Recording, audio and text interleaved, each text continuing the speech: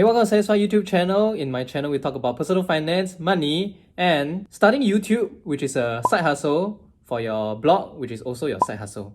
Today, I'm going to talk about my side hustle, earning money as a blogger. Hopefully, my experiences will be useful in helping you make more money online. Now that I'm on YouTube, I think I'm also called YouTuber. I prefer the term content creator because I think it's the least self-aggrandizing, and I think it's just the most neutral term there. So it happens to be exactly 2 months since I started my YouTube channel, and I'm glad to say I've reached more than 450 subscribers. Very thankful for each and everyone who has subscribed, watched, commented, and liked any of my videos. I'll continue to produce more. I think this has been a fun journey so far. As I predicted from the start, YouTube has been quite a difficult journey, but I think I'm trying to improve as I go along. My first video looked like this, and now I think it's better lit. Hopefully more interesting and with better content. So I hope you will subscribe and also click the like button to find out what color it is. You want to press it, right? Go and press it, find out the color. One of the first ways I monetized my website was through advertising, and the most popular way is through Google Adsense. So for Google to approve your site for Adsense, you actually need a few posts at least. If they see no content there, it's very unlikely that you'll get approved. For me, I actually tried 2 to 3 times, and on the third time, they actually approved me on the 1st of January 2020. So just nice to start off the new year, and I could start displaying ads on my site and earn an advertising revenue. Now for small sites like mine, advertising revenue is actually very low, but it's a nice passive way of getting income from your website. All you have to do is just to display ads around your website, and when people view it or click it, you get some money. So it's a very low effort way of monetizing your website, but you risk turning off your readers if you have too many ads. So over the years, I actually tried to reduce the number of ads until I think there's only 2 or 3 per page. I also removed things like full screen ads and ads that stick to the browser window so that my readers can have a better viewing experience. Also, because the revenue is quite low, I don't see the point of plastering ads all over my website because the marginal increase in revenue is very, very small. You need a minimum of $150 to cash out. So if in a particular month you only earn $50, you have to wait about 3 months to get the minimum required for Google to send you a check. Okay, they actually do a bank transfer rather than send you a physical check like they did in the past. Unfortunately, my first Google AdSense pay was not in a physical check, which I think I would rather keep than cash. Okay, actually, maybe I would have photocopied it, put it out on the wall, and then cash the check. So by starting my YouTube channel, I also hope to increase my AdSense revenue, right? Because once I hit 1,000 subscribers on YouTube, I can actually earn a cut from the ads that is being displayed on my videos. But even if I don't reach there, I'll still continue making videos because I find it quite fun. I would say that AdSense actually kicked me into writing more and blogging more because as much as I didn't set up writing to earn money, it was the thing that actually pushed me to write more because I wanted to see how much AdSense money I could earn. I didn't intend for my website to be a major source of income, but the fact that someone was paying, no matter how small, was a good motivation for me to continue writing and posting back when I first started my blog. The first full month I had AdSense, I made about $30 over, which is not fantastic, but hey, it helps me feed Kylo for about 3 weeks. So I'm very happy to join AdSense. It makes me a small amount of money each month, and it's relatively passive, so I don't really have to fuss too much about it. Another way to earn advertising revenue would be to sell ad space on your website, and that's what I have started doing for Satisfy.com. In fact, I wasn't actively looking for it, but a company came up to me and said they wanted to buy some ad space. So I just gave them my rates and they agreed to the price, and then they paid for the ad space and put their banner there. Of course, this requires your website to have some amount of traffic. Otherwise, companies usually won't bother. But you don't need a lot of traffic to do it either, because when I first started out, there was actually a property agent who was interested to buying some ad space for like $50 a month.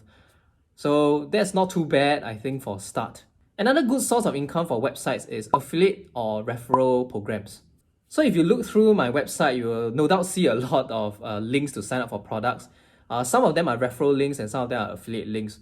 So referral programs are open to all. Anyone can just create an account and then start referring their friends and family, and of course their website visitors, and earn a referral incentive.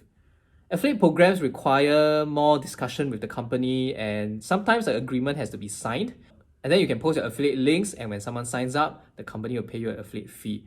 I guess referral programs are more common in the finance niche because you can refer people to sign up all kinds of wallet apps, finance apps. But for things like food and maybe parenting websites or other lifestyle websites, it probably is a bit more difficult to find referral programs to earn incentives from. For those niche, you could probably look at affiliate programs. There are affiliate programs for just about any niche I can think of. If you're a food TikToker, you could probably have affiliate links for blenders, cooking equipment, ingredients, that kind of things. If you're a tech YouTuber, you could have affiliate links to electronics. In fact, I also tried to do some affiliate marketing for Crew 10 because it's open, it's very easy to sign up. But of course, my main bread and butter is when you sign up for things like credit cards, savings accounts, and what have you through my website, right? And I thank each and every one of you for keeping my site going. I think most companies are also quite open to having affiliate programs because it doesn't cost them much money to start. If you don't perform well, they don't have to pay you a lot. But if you do perform well, then you have driven a lot of business to them and they're more than happy for that. So affiliate marketing is quite suitable for people who don't have massive audiences because you can still earn quite a bit of money from there and then try to build it up to something more meaningful. Lately, I also have been getting some enquiries for sponsored posts and I have done some of them, which I feel fits the theme of my website. So sponsored posts, as the name suggests, is when a company comes in, pays you a fee, and then have you write something about their product. And you don't actually need to have a lot of followers or readers to get sponsored posts. There are sponsored posts for smaller influencers. Even Kylo has his own sponsored post a while back, and this post actually earned about $30. Not too bad. So if you have not made your first dollar online, Kylo actually earned $30 more than you. Isn't that right, Kylo? Who is a good boy? Who is a goody good boy? To be honest, I'm not really a fan of sponsored posts because every post that I write, I have to submit to the sponsor for them to vet through, and then they will fix my grammar, things like that, even though my grammar is okay. One of them changed the British spelling of a word to American English, and I'm just, okay if you feel so strongly about that. I think most bloggers will say, oh, all analysis and all views are independent of the sponsor. It is solely of the writer's opinion. But I think when money is involved, there tends to be a certain clash of interest there. It's a little bit like commission in insurance policies, right? When something gives a higher commission, advisors tend to push that product. When someone pays you to write a review of their product, you tend to say nicer things about it. So I'm not that much a fan of sponsored posts and I'm very selective about who I want to come on board. So I prefer affiliate marketing because I can list the pros and cons of the products and then it's up to you whether you want to sign up. You sign up, great, I get a small fee. And even if you don't, right, it's a small fee, I don't really lose sleep over losing the amount of fees. The good thing about earning a referral or affiliate fee for products that I recommend is that I can always find good products that are easy to recommend, rather than trying to squeeze out good things to say about a bad product that doesn't sell.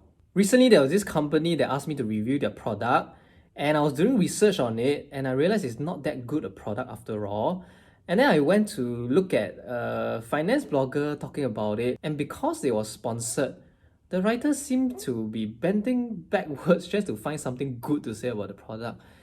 And I'm just wondering how much money someone could offer me such that I have to squeeze good things to say of something that's not that good. So anyway, I told the company, look, I'll just talk about this, which I feel is the only redeeming features of your product, and the rest I'm going to be quite critical. And they never got back. I mean, nobody want to pay Satisfy for Satisfy to talk shit about their ILP, right? One interesting way that I managed to earn some money from my website is actually through commissioned work. Someone contacted me and said that they liked my writing and therefore they wanted to pay me a fee to help them write something.